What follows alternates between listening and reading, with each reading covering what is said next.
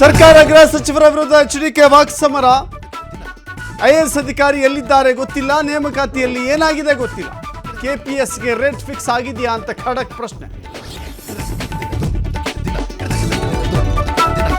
KPSC ಹಗರಣದಲ್ಲಿ ಸರ್ಕಾರವೇ ಶಾಮೀಲು. IAS ಅಧಿಕಾರಿ ನಾಪತ್ತೆಯಾಗುವವರೆಗೂ ಇಂಟೆಲಿಜೆನ್ಸ್ ಏನ್ ಮಾಡ್ತಾ ಇತ್ತು? ಹುಬ್ಬಳ್ಳಿಯಲ್ಲಿ ಕೇಂದ್ರ ಸಚಿವ ಪ್ರಹ್ಲಾದ್ ಜೋಶಿ ವಾಗ್ದಾಳಿ. ಸರ್ಕಾರದ ವಿರುದ್ಧ ಬಿಜೆಪಿ ಪಾದಯಾತ್ರೆ ಅಸ್ತ್ರ. ನಾಗೇಂದ್ರ ರಾಜೀನಾಮೆ ಕೊಟ್ಟರೂ ಪಾದಯಾತ್ರೆ ನಿಲ್ಲೋದಿಲ್ಲ. 10 ದಿನ ಲಿಂಗಸೂರಿನಿಂದ ಬಳ್ಳಾರಿವರೆಗೆ ಪಾದಯಾತ್ರೆ.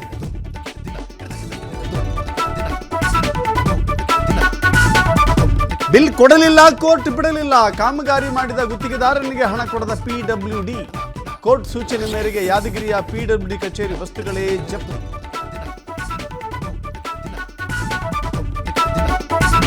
ಕೊಪ್ಪಳದಲ್ಲಿ ಬಲ್ಡೋಟ ಕಾರ್ಖಾನೆ ವಿಸ್ತರಣೆಗೆ ವಿರೋಧ. ಶಾಸಕ ರಾಘವೇಂದ್ರ ಹಿಟ್ನಾಳ ಮನೆಗೆ ಮುತ್ತಿಗೆ ಹಾಕಿ ಕಿಡಿ. ಬಲ್ಡೋಟ ಹಟಾವ್, ಕೊಪ್ಪಳ ಬಚಾವ್ ಅಂತ ಘೋಷಣೆ.